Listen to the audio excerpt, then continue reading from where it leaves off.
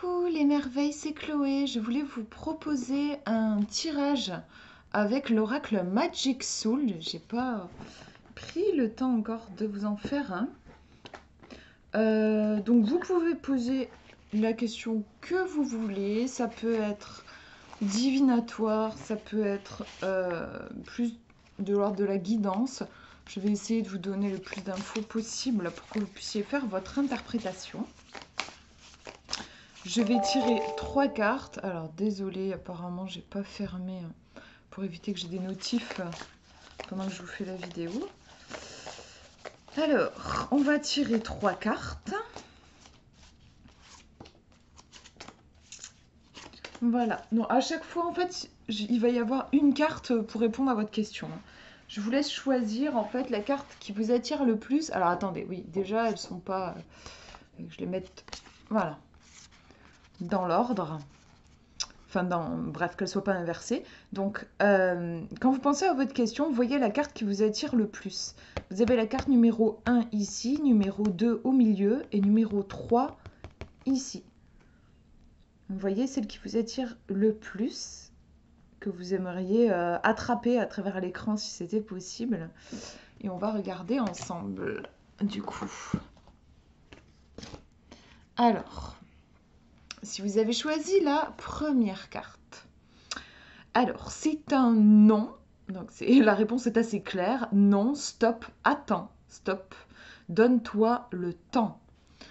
Donc, donne-toi le temps. Bon, peut-être ça laisse entendre que pour le moment, les choses ne sont pas possibles. Elles seront peut-être possibles dans l'avenir. En tout cas, là, oui, clairement, l'oracle vous met un stop. C'est-à-dire que vous devez vous arrêter. Voilà. C'est peut-être pas forcément, surtout que là je vous tire une seule carte, donc c'est peut-être pas forcément à prendre dans le sens non, c'est mort, c'est pas possible, laisse tomber. Mais en tout cas, non, genre, au moins fais une pause, c'est pas le meilleur moment, et peut-être qu'il faudrait, ça peut être remettre certaines choses en perspective. Peut-être qu'il y a un tout petit truc à modifier pour qu'ensuite les choses se débloquent. Vous voyez, c'est pas forcément genre, si vous avez demandé, j'en sais rien moi, si vous avez un projet, par exemple, vous avez demandé si votre projet il allait aboutir, vous recevez ça, ça va pas forcément dire non, ton projet il est tout pourri, il faut que tu abandonnes. C'est pas ça. Mais peut-être qu'il y a quelque chose là dans votre projet qui n'est pas aligné. Par exemple, j'en sais rien, peut-être que ce projet, vous avez décidé de le mener tout seul et qu'en réalité, ce serait mieux si vous faisiez un partenariat avec quelqu'un. Vous avez peut-être besoin d'être accompagné. Donc là, ça vous dit non, pas à votre projet, mais en tout cas dans la façon dont vous l'envisagez jusqu'ici, il y a quelque chose à revoir. Voilà, ça peut être ça. En lecture, on va regarder, donc je vais vous lire. C'est la numéro 41. Alors, ne sois pas triste ou déçu par cette réponse. En effet, derrière chaque non se cachent de nombreuses opportunités de oui, que tu ne perçois peut-être pas encore. Le non est aussi là pour t'indiquer que la voie que tu prends actuellement n'est pas le meilleur moyen pour atteindre ton objectif, pour réaliser ton souhait. Il est probable qu'en rectifiant un choix, voilà, c'est ce que je vous disais, une approche ou une méthode, tu puisses transformer ce non en un oui. N'oublie jamais qu'aucune énergie n'est figée, rien n'est inéluctable. Donne-toi le temps de découvrir les autres possibilités. Donne-toi le temps de modifier tes désirs, de changer ta vision de ce que tu veux pour toi, de la manière d'y parvenir. Une fois que tu auras cessé de focaliser sur l'objectif de ton désir frustré, tu en découvriras bien d'autres, plus à même de t'enchanter, ainsi que leur oui prêt à t'ouvrir les portes vers d'autres joies et d'autres bonheurs. Ne reste donc pas bloqué sur un refus, une négation ou une déception et surtout ne va pas te dévaloriser. En mots-clés, on nous dit non, il y a mieux pour toi, changement, autre voie. Donc là, c'est vrai que c'est une carte qui va bien fonctionner, enfin plutôt bien fonctionner pour des questions, c'est sûr, fermées, hein, qui attendaient un oui ou un non, mais aussi les questions, parfois, souvent en divination, on peut demander est-ce que je vais avoir telle promotion, par exemple. Bon, ben non, voilà, vous avez votre réponse. Maintenant, si vous demandiez quelle était la meilleure attitude à adopter par rapport à, je sais pas, par exemple, une relation, euh, ça peut être, par exemple, non aussi, en conseil, ça pourrait être poser ses limites. Savoir dire non, savoir dire stop, voilà, ça peut représenter ça. s'autoriser à faire une pause. Voilà, on est dans des conseils comme ça. Voilà pour cette carte. On va regarder si vous avez choisi la numéro 2. Et ici, on a la pleine lune. Donc, jour 13-15, accueillir. J'aimerais bien que la caméra fasse la mise au point. Accueillir, amplifier, canaliser. Pleine lune, ouais, les énergies sont à leur apogée avec la pleine lune. Il y a Cookie qui s'est mis, mon Dieu. Attendez, mon chien qui s'est mis sur mes cartes, il respecterait. Où est-ce que je vais les mettre, mes cartes? Voilà, ça va, Coquignou? Oui, donc, on en était sur les énergies de la pleine lune.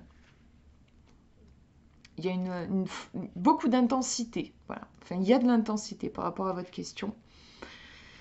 Alors, on nous dit accueillir, amplifier, canaliser. À la pleine lune, l'énergie est à son apogée. Voilà.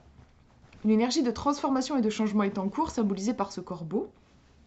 Cette carte t'invite à accueillir ce qui se manifeste dans ta vie, d'apprécier les fruits de tes efforts, de canaliser ton énergie, de te chouchouter si tu te sens à fleur de peau. Si tu t'es investi dans un projet, une relation, tu as certainement certaines attentes, tu aimerais que la suite corresponde à tes espérances, tu voudrais cueillir des fruits, le fruit de tes efforts et de ton investissement. Avec la pleine lune, la naissance approche. Bientôt, tu pourras voir les premiers résultats de tes intentions et de tes actions. Peu importe le résultat, réjouis-t'en. Si le résultat ne correspond pas tout à fait à tes attentes, accueille-le sans porter de jugement. Tu as le droit d'être déçu, bien sûr, mais ne te décourage pas et ne te dévalorise pas. Ce n'est pas parce que cela n'a pas fonctionné comme tu le voulais que ça ne fonctionnera pas la prochaine fois.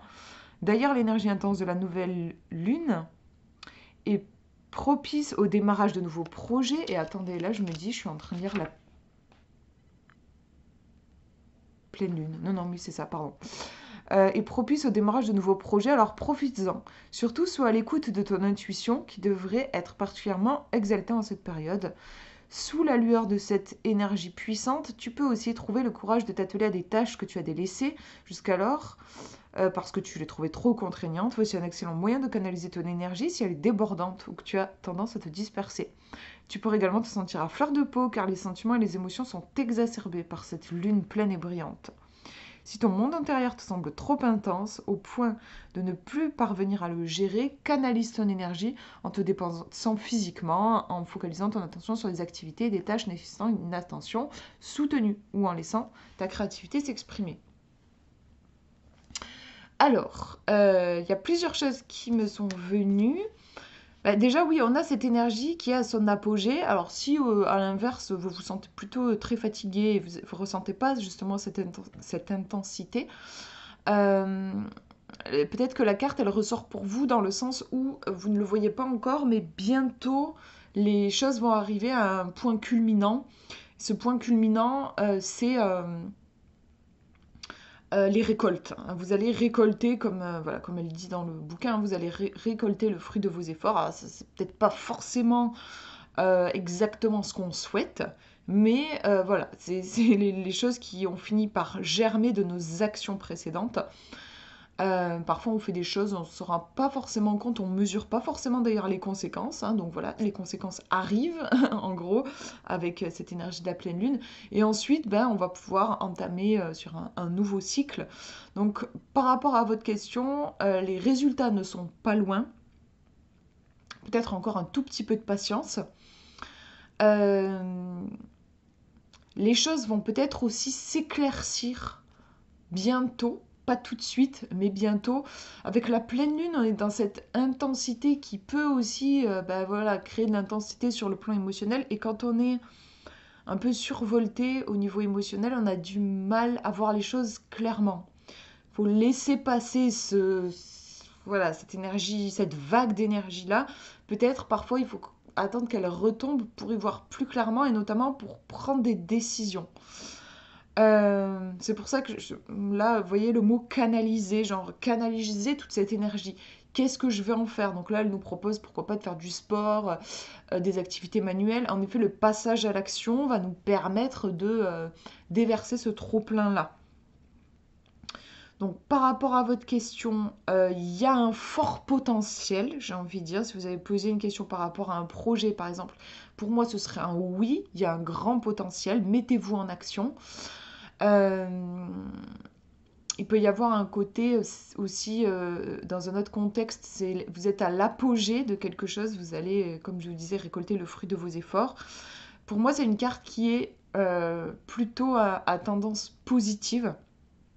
Dans sa version, on va dire, plutôt négative, il y aura ce côté attention juste de ne pas se laisser emporter par voilà, cette vague d'énergie qui pourrait finalement nous laisser un petit peu épuisés ou même parfois si on prend des décisions dans des décisions, je veux dire, importantes.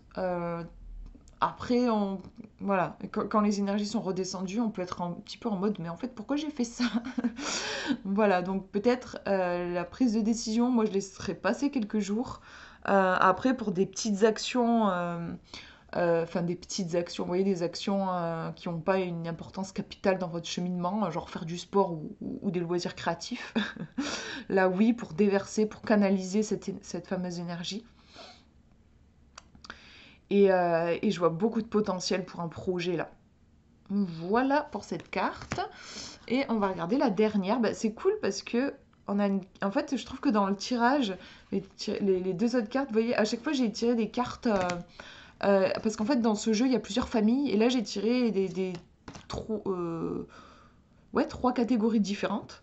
J'ai tiré une carte qui parle du cycle de la lune, une carte spéciale, oui, non. Et là, je vous ai tiré une carte de rune qui fait partie des cartes divinatoires du jeu. Et ici, c'est l'homme. Et il y a marqué volonté et force. Donc, ouais, il y a la force de l'action, j'ai l'impression, dans cette carte. On va regarder ce qu'on nous dit. C'est la numéro 49. S'il te plaît, ne te perds pas dans les pages. Alors, la rune, l'homme, symbolise toutes les qualités que l'on attribue traditionnellement à la dimension masculine de l'être. Quel que soit notre genre, nous portons tous intérieurement cette dualité et cette complémentarité masculine et féminine. L'homme représente également les hommes et tous celles et ceux qui se vivent au masculin, père, frère, grand-père, oncle, etc. Quelle que soit ta question, ta réponse est dans une posture et une attitude liée à l'archétype masculin, le courage, la persévérance, l'autorité, la protection, le pouvoir, l'ardeur, la motivation, la volonté, l'audace et l'intrépidité. Il ne s'agit pas d'être timide là. Si tu veux atteindre un objectif, faire de nouvelles rencontres, résoudre un problème, débloquer une situation, cette rune t'invite à prendre les choses en main de manière concrète, c'est-à-dire en passant à l'action. La situation demande de la combativité, de la persévérance pour se dénouer. Avec cette rune, tu es invité à être le guerrier de ta destinée. Rien ne pourra se réaliser si tu restes à attendre que les événements et les opportunités arrivent à toi, sans aucune implication de ta part. Dans un conflit, elle t'invite à faire valoir tes droits et ton point de vue. Il ne s'agit pas de les imposer, mais de les exprimer clairement. Si tes projets stagnent, tu es invité à affronter les obstacles avec force et courage. Ta persévérance et ta pugnacité te permettront de redonner de l'élan et à tes différentes affaires en cours. Tu es invité à persévérer, mais pas à t'obstiner, attention quand même. La différence entre les deux réside dans ta capacité à évaluer de manière objective chaque étape et chaque évolution. Quand tu persévères, tu t'adaptes continuellement aux nouvelles règles du jeu, donc tu essaies de nouvelles approches pour t'adapter au mieux à la réalité. Tandis que quand on s'obstine, on reste sur la même ligne de conduite sans se remettre en question et sans s'adapter aux nouvelles données que nous apporte la vie. Si tu te sens perdu, ose essayer de nouvelles choses, fais preuve d'audace, fais preuve d'initiative. Quoi que tu puisses vivre actuellement, cette rune indique que tu as la force intérieure pour faire face aux obstacles et aux problèmes, donc il ne faut pas se décourager. Si tu aspires à vivre une nouvelle aventure professionnelle, à conquérir de nouveaux horizons, je pense que là, il faut y aller, voilà, c'est ça, il faut répondre à ce nouvel élan. Et enfin, cette rune, avec cette rune, tu peux être amené à devoir protéger une personne ou une situation, ou une chose qui te tient à cœur. En planète, c'est Mars, en signe zodiacal, c'est le Bélier, l'élément, c'est le feu. En mots-clés, entreprenant, courageux, dominant, conquérant, combatif et persévérant. Ouais, donc là, beaucoup de force dans cette carte qui est à l'inverse de la procrastination. Là, il faut vraiment, tout votre potentiel se déploiera dans l'action. On a cette idée-là, il faut se lancer, il faut oser. Il y a quand même une petite notion de, ouais, de combativité, quoi. Genre, ce sera peut-être pas un long fleuve tranquille, mais vous voyez, c'est une flèche droite, quoi. C'est un peu, il y a le côté genre, tiens tes positions. Voilà. J'ai ce sentiment aussi. Vous êtes sur le bon chemin, ayez confiance en vous. Tenez vos positions, ne doutez pas, avancez et faites ce qui doit être fait, quoi. Mais faut y aller, voilà. C'est vraiment ça ici. Donc pour moi, c'est une carte plutôt positive, hein, puisqu'elle vous pousse à l'action, elle vous pousse à aller au-devant des choses. Après, elle est pas paisible, cette rune. Voilà, il faut bouger, il faut se confronter aux choses, peut-être même à l'adversité. C'est pas la carte de l'ermite, quoi. Même si la carte de l'ermite, elle a aussi ses challenges, parce que aller plonger dans les profondeurs de son inconscient, c'est aussi un challenge. Mais en tout cas, voilà, on a cette confrontation avec le monde extérieur. C'est peut-être pour ça que je vous dis que c'est pas évident, parce que moi, c'est quelque chose qui est quand même pas mal angoissant pour moi. Euh, mais voilà, on nous parle aussi de volonté, de force. Il y a aussi le côté, genre, presque c'est une mise à l'épreuve. Genre, est-ce que c'est vraiment ce que tu veux? Si c'est vraiment ce que tu veux, bah vas-y, quoi. Voilà, on a ce côté-là. Qu'est-ce que je peux vous dire d'autre? Je crois que c'est tout, parce que là, du coup, ce que je vous ai dit, ça peut à la fois faire du divinatoire et de la guidance. Ouais. En tout cas, oui, tout reste encore possible si voilà, si vous n'avez pas peur de vous battre pour ce qui est important pour vous. C'est ce que je vois ici.